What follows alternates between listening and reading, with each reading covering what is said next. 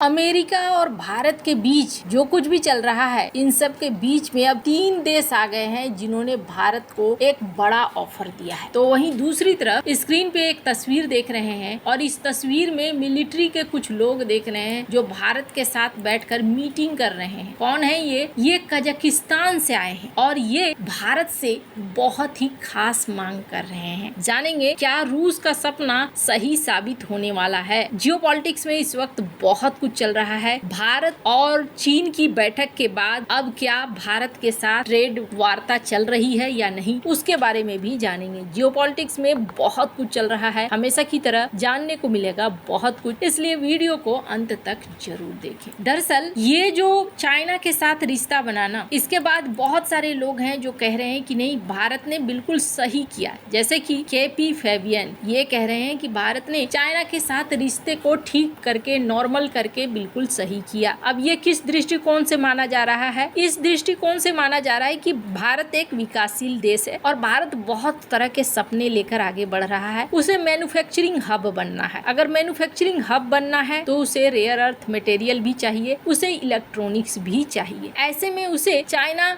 जैसे देशों के साथ दोस्ती भी चाहिए। हालांकि इसका मतलब ये नहीं है कि भारत अमेरिका को छोड़ दे तो सही है, बल्कि अमेरिका भी अगर भारत के साथ समानता वाला व्यवहार करता है, अपने जो आक्रामक रवैया है उसे छोड़कर बात करता है, तो फिर भारत के लिए ये बहुत ही बढ़िया सीन है। विन विन सीन होगा भारत के लिए कि अमेरिका के साथ भी रिश्ते अच्छे रहें, रूस के साथ भी अच्छे रहें और चाइना के साथ भी अच्छे रहें। अब एक उदाहरण देखिए, पीएम मोदी ने हाल ही में एक स्टेटमेंट भी दिया। जब भारत की 7.8% की ग्रोथ रेट की जिक्र हुई तो उन्होंने कहा कि ये शॉर्ट टर्म सिग्नल नहीं है, ये सिग्नल है कि जिस तरीके से इस पूरी दुनिया में अभी इकोनॉमिक तौर पर स्वार्थपन आ गया है, सब अपने अपने बारे में सोच रहे हैं, इन सब के बीच में हमने ये प्रगति करके दिखलाई है। ये छोटा नहीं है और ना ही शॉर्ट टर्म है, ये लॉन्ग टर्म होगा। तो एक अंदाजा लग रहा है कि भारत बड़ा सोच रहा है, छोटा नहीं सोच रहा है और उसी दौर पर निकल रहा है। इसी बीच भारत और अमेरिका की क्या वार्ता पूरी तरीके से रुक गई है, तो इसको लेकर पीयूष गोयल ने एक बयान दिया है। स्क्रीन पर एक आर्टिकल देख रहे हैं जिसमें उन्होंने कहा कि वार्ता चल रही है, लेकिन ये जो वार्ता है ये हम चाहते हैं इक्वल तरीके से हो, एक दूसरे का सम्मान देते हुए हो। ऐसा न हो कि किसी के ऊपर हावी होने की कोशिश की जाए। तो अब इस वार्ता का रिजल्ट कब तक आता है वो देखने वाली बात है। लेकिन एक बात भारत ने साफ कर दी कि ऐसा नहीं है कि अमेरिका के साथ सारे दरवाजे बंद हो गए हैं और हमने अमेरिका से अब बातचीत करना भी बंद कर दिया है। अमेरिका से बात चल रही है। ऐसा लगता है जैसे भारत का दबाव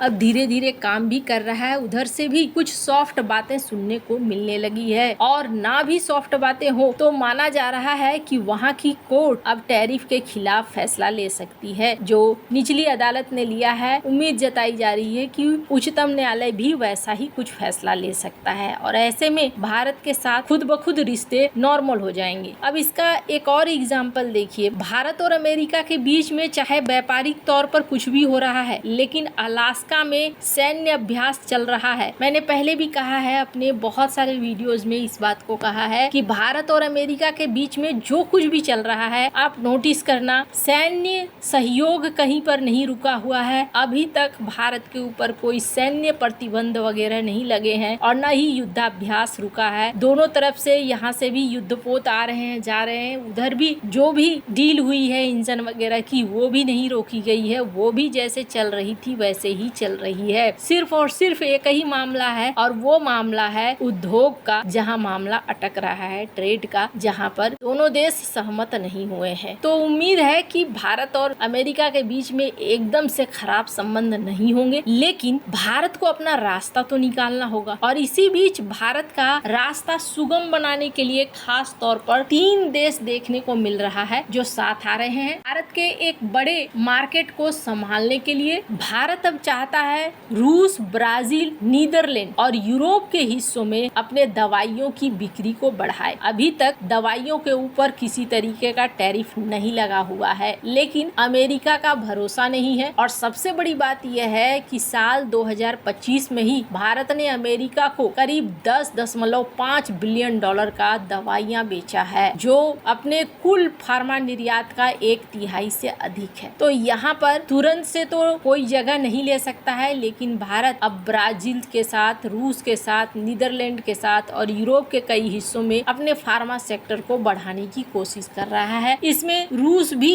भारत से 577 मिलियन डॉलर का खरीदता है दवाइयाँ। इसके अलावा ब्राजील 778 मिलियन डॉलर का और नीदरलैंड 616 मिलियन डॉलर का। लेकिन सबसे बड़ा बाजार है अमेरिका 10.5 बिलियन डॉलर का। तो दूसरा सबसे बड़ा बाजार है यूके 914 मिलियन डॉलर का। भारत अब धीरे धीरे अलग अलग देशों में अपनी सप्लाई बढ़ाना चाहता है ताकि किसी एक के ऊपर निर्भरता न रहे। भारत ने एक बड़ी गलती की इस मामले में अगर शुरू से भारत ध्यान देता तो किसी एक देश पर निर्भर रहने की जरूरत नहीं होती। वैसे आपको बता दो, ये जो दवाइयों का खजाना है ना, ये भारत को अचानक से हाथ में लगा। अचानक से कैसे हाथ में लगा? 1970-1980 में पेटेंट एक्ट ने प्रोडक्ट पेटेंट को समाप्त कर दिया। अब प्रोडक्ट पेटेंट जब समाप्त हो गया तो भारतीय कंपनियां सन फार्मा, डॉक्टर रेड्डी, इन्होंने कई विदेशी दवाओं की सस्ती जेनरिक्स भारत में बनाना शुरू कर दिया। विदेशों में ये दवाइयां काफी महंगी थी और उसके बाद उछाल आया। भारत ने 2005 में 3.8 बिलियन डॉलर का बेचा था